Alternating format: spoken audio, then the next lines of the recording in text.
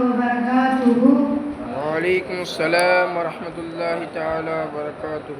إن الحمد لله نحمده ونستعينه ونستغفره ونؤمن به ونتوكل عليه ونعوذ بالله من شرور أنفسنا ومن سيئات أعمالنا.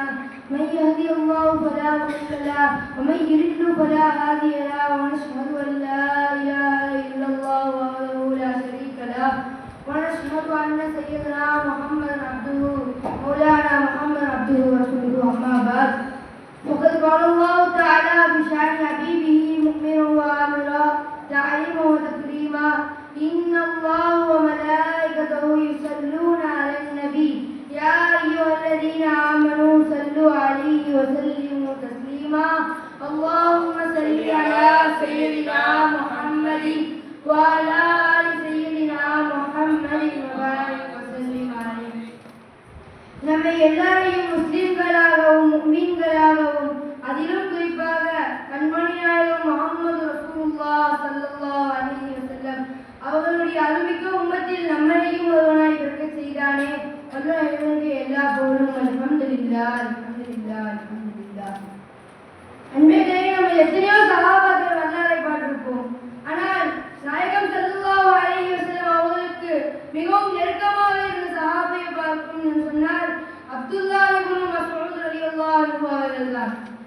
இவர்களுக்கு தந்தை அல்ல, இவர்கள் தந்தை 13-14 வயசு இருக்கும் பொழுதே அவர்களுடைய தந்தை மஸ்ஊத் என்று சொல்வாங்க அவங்க பெயர். அவர்கள் வஃபாத் ஆகிவிட்டார்கள். இவர்கள் மார்க்க சட்டத்தை அறிந்தவர்களாகவும் இருந்தார்கள். இவர்களுக்கு ரசூலுல்லாஹி ஸல்லல்லாஹு அலைஹி வஸல்லம் அவர்கள் ஒரு புனைப்பை வைத்தார்கள். அப்துல்லாஹ் இப்னு மஸ்ஊத் இப்னு காஃபிர் அதில் புஜரி என்று இவர்களுக்கு புனைப்பை வைத்தார்கள். இவர்களுக்கு நபி ஸல்லல்லாஹு அலைஹி வஸல்லம் அவர்கள் அப்துர் ரஹ்மான் இவர்களுக்கு புனைப்பெயரை சூட்டினார்கள். ஸல்லல்லாஹு அலைஹி வஸல்லம் இவர்களுக்கு அப்துர் ரஹ்மான் என்ற புனைப்பெயர் சூட்டும் பொழுது இவர்களுக்கு திருமணமோ பிள்ளைகளோ இல்லை. ஆனால் இவர் அன்பின் காரணமாகவும் இவர்களுடைய நேசத்தின் காரணமாகவும் தான் இவர்களுக்கு இந்த புனைப்பெயர் வைக்கப்பட்டது. இவர்களுடைய தாயாருடைய பெயரை இணைத்து இப்னு உம்மி அப்து இவர்களுடைய தாயாருடைய பெயரை இணைத்து இவர்களுக்கு அப்துல்லா அவர்களுக்கு இப்னு உம்மி அப்து என்று பெயர் வைக்கப்பட்டது. இவர்கள் ஆரம்ப காலத்தில் இஸ்லாத்திற்கு வந்த சஹாபி ஆவார். ஹிஜ்ரத்திற்கு ஹபஷாவிற்கு ஹிஜ்ரத் இரண்டு ஹிஜ்ரத் செய்தவர்கள் ஆவார்கள். இவர்கள் மக்காவிலிருந்து மதீனாவுக்கு ஹிஜ்ரத் செய்கிற போது ஸல்லல்லாஹு அலைஹி வஸல்லம் அவர்களுக்கு ரொம்ப பணிவிடை செய்வார்கள். இவர்கள் பத்ர் யுத்தத்திலும் இன்னும் உஹது யுத்தத்திலும் நிறைய போரில் கலந்தவர்கள் ஆவார்கள்.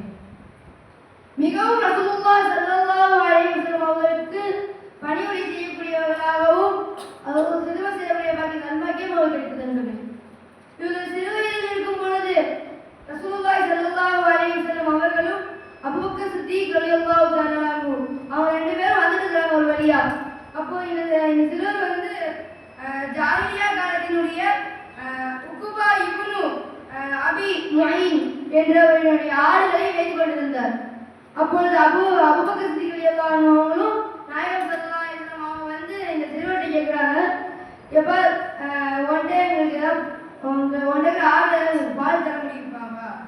யா குலாம் ஹல்மில் லபன், எப்போ பையனே அங்க உங்க ஆடுகள் ஏதாவது பால் தர முடியுமா என்று அபூபக்கர் சித்திக் ரலியல்லாஹு அன்ஹு சொல்றாங்க கேட்கிறாரு. அதுக்கு அந்த சிறுவர் சொல்றாரு, என்கிட்ட ஆடுகள் இருக்குது, என்கிட்ட பால் இருக்குது, ஆனால் நான் தர மாட்டேன். இந்த நம்பிக்கை அதிகமாக ஆடுகளை விட்டுருக்காங்க, அவங்களுக்கு நான் காப்பாற்றணும், அவங்களுக்கு நம்பிக்கை நான் காப்பாற்றணும் அப்படின்னு சொன்னாங்க. அப்புறம் ரசூலுல்லாஹி ஸல்லல்லாஹு அலைஹி வஸல்லம் அவங்க கேட்குறாங்க, பையனே ஏதேனும் ஒன்று ஆடு தருவாயா, நம்ம பால் கறந்துக்கிறோம் அப்படின்னு கேட்குறாங்க. ஏதோ குட்டி பால் கறந்துதோ அப்படின்னு சொன்னாங்க. இவங்க ரசூலுல்லாஹி அவங்களுடைய பேசுக்கு அடிபடிந்து அந்த ஒரு குட்டி ஆடை கொடுத்துட்டாங்க. கொடுத்ததுக்கப்புறம் ரசூலுல்லாஹி அந்த ஆடை நல்லா ஒரு துவா செய்கிறாங்க. அந்த துவாக்கு அந்த ஆடோட மடிக்கு வர்றாங்க, பால் ஒரு பாத்திரம் வச்சு அந்த பாலை குடிக்கிறாங்க. ரசூலுல்லாஹி அவங்களும் குடிக்கிறாங்க, அபூபக்கர் சித்திக் ரலியல்லாஹு அவங்களும் குடிக்கிறாங்க. அப்புறமேட்டு இப்னு மஸ்ஊத் ரலியல்லாஹு அன்ஹு முடிக்கிறாங்க. இதை கண்டு இப்னு மஸ்ஊத் ரலியல்லாஹு அன்ஹு வந்து ரொம்ப ஆச்சரியப்பட்டாங்க. ஆச்சரியப்பட்டு அவங்க எஜமான் கிட்ட போய் சொல்றாங்க, இந்த மாதிரி அவங்களுடைய ஆடுகளை வந்து கொடுத்தேன், இவங்க வந்து இந்த மாதிரி என்னமோ ஓதுனாங்க, மந்திரம் ஓதுனாங்க, அப்புறம் பால் வந்துருச்சு அப்படின்னு சொல்லிட்டு இப்னு மஸ்ஊத் ரலியல்லாஹு அன்ஹு வந்து ஸல்லல்லாஹு அலைஹி வஸல்லம் வராங்க. வந்துட்டு நீங்க என்ன நீங்க மந்திரம் சொன்னீங்க, அந்த மந்திரத்தை எனக்கு கத்துத்தாங்க அப்படின்னு சொல்றாங்க. உடனே ரசூல் ஸல்லல்லாஹு அலைஹி வஸல்லம் சொல்றாங்க, நீ சிறிய பையனாக இருக்கிறாய், ஆனால் இப்பொழுது நீ அறிவார்ந்த பையனாக இருக்கிறாய் என்று முன்னெச்சரிக்கை சொன்னாங்க அவர்கள். நண்பர்களே, அந்த துவாவை அவர்கள் பெருமாள் அவங்களுக்கு சொல்லிக் கொடுத்துட்டு அவங்க இஸ்லாத்துக்கு வந்துட்டாங்க. இஸ்லாத்துக்கு வந்தது மட்டும் இல்லாம ரசூல் ஸல்லல்லாஹு அலைஹி வஸல்லம் அவங்களுக்கு மிகவும் நெருங்கிய தொடர்போடு இருந்தார்கள். எந்த அளவு என்று சொன்னால் நாயகம் ஸல்லல்லாஹு அலைஹி வஸல்லம் அவங்க வீட்டுக்கு அடிக்கடி போயிட்டு வருவாங்க. இதை பார்த்து யமன் நாட்டிலிருந்து வந்த அபு மூசா அலி ரலியல்லாஹு அன்ஹு இவங்க வந்து இவங்களும் அவங்க சகோதரரும் வராங்க. வந்து பார்க்குறாங்க, மதீனால தங்கி இருக்கிறாங்க. அப்போ வந்து மசூத் ரலியல்லாஹு அவங்க தாயாரும் மசூத் ரலியல்லாஹு ரசூலுல்லாஹ் வீட்டுக்கு அடிக்கடி போயிட்டு வந்து இவங்க பார்த்துட்டு ஒருவேளை இவங்க அகல பைத்தா இருப்பாங்களோ, ஒருவேளை இவங்க ரசூலுல்லாஹ் வழியா நெருங்கிய சொந்தமா இருக்கலாம், அது தோழர்களாக எண்ணிட்டாங்க. ஆனால் இப்னு மஸ்ஊத் ரலியல்லாஹு அன்ஹு அவங்க வந்து மிகவும் ஒல்லியாகவும் சதை இல்லாதவர்களாகவும் இருந்தார்கள். ஊதினால் பறந்து போக சொல்றாங்க, அந்த மாதிரி இருந்தார்கள். இவர்களை ரசூல் ஸல்லல்லாஹு அலைஹி வஸல்லம் இவர்களுக்கு ரொம்ப துன்பம் செய்தாங்க. ரசூல் எங்கேயாவது வெளியே போனாங்கன்னா இவங்களுக்கு 20 நேரம் எங்க பயணம் செய்தாங்கன்னா ரசூலுல்லாஹ் அவங்களுக்கு படுக்கையை கொண்டு போயிடுவாங்க. ரசூலுல்லாஹ் தூங்கணும்னு நினைச்சாங்கன்னா ரசூலுல்லாஹ்க்கு படுக்கையை போயிருப்பாங்க. அதுவும் இல்லாம ரசூல் ஸல்லல்லாஹு அலைஹி வஸல்லம் அவங்களுடைய மிஸ்வாக் அவர்கள் கையிலே தான் எப்பவும் வைப்பார்கள். ரசூல் ஸல்லல்லாஹு அலைஹி வஸல்லம் அவர்கள் படுத்துக்கணும்னு சொன்னாங்கன்னா கொடுப்பாங்க, திருப்பி அந்த மிஸ்வாக் இவங்களுக்கு பொறுப்பு வந்துடும். இந்த மாதிரி ரசூலுல்லாஹி ஸல்லல்லாஹு அலைஹி வஸல்லம் அவங்களுக்கு மிகவும் சிறுமை செய்யக்கூடிய பாக்கியங்கள் பெற்றார்கள்.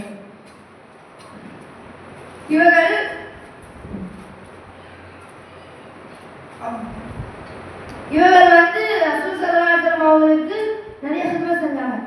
இவங்க வந்து சிறிய பையனாக இருக்கும்போது ரசூல் ஸல்லல்லாஹு அலைஹி வஸல்லம் அவங்களுக்காக ஒரு மரத்துல போயிட்டு மிஸ்வாக், ஒன்று ஈச்ச மரம் அல்லது மிஸ்வாக் மரம், இந்த 2 மரத்துல மிஸ்வாக் ரசூல் ஸல்லல்லாஹு அலைஹி வஸல்லம் எடுத்து வரணும் என்று ஆசைப்பட்டு அவங்க மரத்தை ஏறுறாங்க.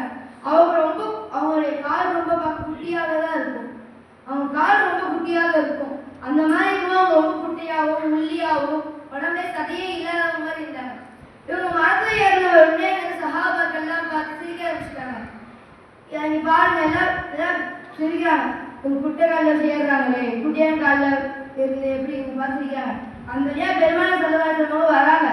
வந்தோடனே கேட்குறாங்க, ஏமா நீங்க எல்லாம் சிரிக்கிறீங்க அப்படின்னு கேட்டதுக்கு ரசூல் ஸல்லல்லாஹு அலைஹி வஸல்லம் நீங்களே பாருங்கள், அந்த குட்டியான கால் மனிதர் பாருங்க எவ்வளோ மேலே மரத்து ஏறி இருக்கிறாரு அப்படின்னு சொன்ன உடனே நாயகம் ஸல்லல்லாஹு அலைஹி வஸல்லம் சொல்லாதீங்கம்மா, அவருடைய உடம்பு இங்கே பாருங்க இப்படி இருக்குது. நாளைக்கு கியாமத் நாள் அவருடைய வீரர்கள் செஞ்சு பார்க்கும்போது உஹது மலையோட ரொம்ப பலமாகவும் கனமாகவும் இருக்கும் என்று சொன்னார்கள்.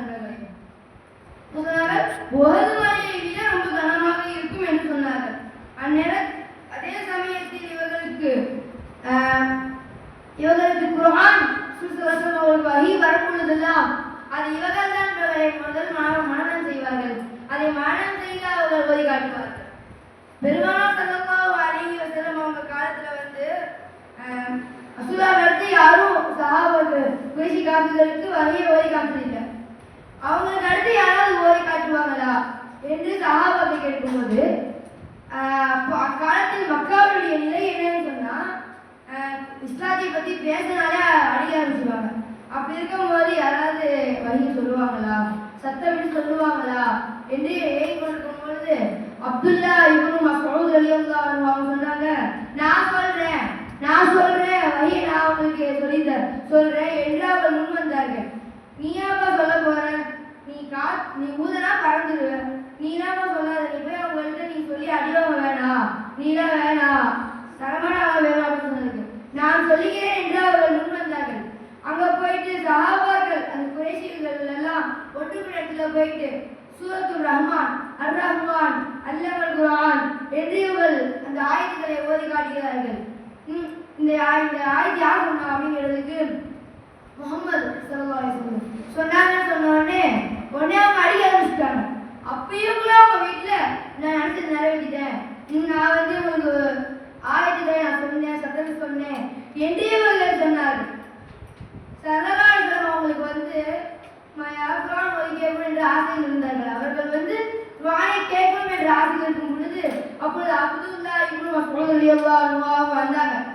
அவங்க வந்து குர்ஆனை சூரத்து நிசா ஓதிக்கொண்டிருக்கும் பொழுது وكيف إذا جئنا من كل أمة بشهيد وجئنا بلا على هؤلاء شهيدا என்ற ஆயத்தில் அவங்க வரும் பொழுது நிறுத்துங்கம்மா நீங்க என்று சொல்லிவிட்டு ஸல்லல்லாஹு அவங்க அழுக ஆரம்பிச்சிட்டாங்க. ஸல்லல்லாஹு அவங்க அழுக ஆரம்பித்த உடனே இவங்க எதுக்காக அழுகுறாங்க என்று கேட்டால் இவங்களுடைய குரல் இருக்கிறதுல ரொம்ப இனிமையாக இருந்துச்சு, அப்படியே குழந்தை அழுகிறது போல இருந்துச்சு. அந்த குரலை கேட்டதால் தான் நான் அழுதேன் என்று சொன்னார்கள். அதுவும் இல்லாமல் இவர்களுடைய சொன்னார்கள் அவங்களே சொல்றாங்க, என்னோட யாரும் தரமா காண ஓதாம இருந்தாங்கன்னா நான் அவங்கள்ட்ட கத்துக்கிறேன் அப்படின்னு சொல்லிட்டு நீங்க இவங்க மசூதியில் அவங்கள்ட்ட போயிட்டு குர்ஆன்ல ஒரு சூறா எடுத்தீங்கன்னா அந்த சூறா 3 விஷயம் தெரியும். ஒன்று அந்த சூறா எப்படி இறங்குச்சு, இன்னொன்று அவங்க எங்க அந்த சூறா யாருக்கான விஷயம் சொல்றாங்க, இன்னும் அது எப்போ இறங்குச்சு, எந்த இடத்துல இறங்குச்சு. இந்த மாதிரி ஒரு குர்ஆனில் 3 விஷயத்தை தெரிந்தவராக இருந்தார் நண்பர்களே. இவங்களுக்கும் குர்ஆனுக்கும் ரொம்ப தொடர்பு உள்ளது நண்பர்களே. கடைசியில் பார்த்தால் நம்ம குர்ஆனுடைய தொடர்பு இருப்பதல்ல, அல்லாஹ் தஆலா நம்மளை குர்ஆனுடைய தொடர்பில் இருக்கக்கூடிய பாக்கியத்தை உங்களுக்கும் எனக்கும் தருவானாக. இன்னும் அப்துல்லா இப்னு மஸ்ஊத் அவர்களை போல் வாழக்கூடிய பாக்கியத்தையும் பெருமாள் ஸல்லல்லாஹு அலைஹி சுன்னத்தை பின்பற்ற பாக்கியத்தை உங்களுக்கும் எனக்கும் தருவானாக. வாஹிரு தவானா அல்ஹம்துலில்லாஹி ரப்பில் ஆலமீன். அஸ்ஸலாமு அலைக்கும் வரஹ்மத்துல்லாஹி வபரகாத்துஹு.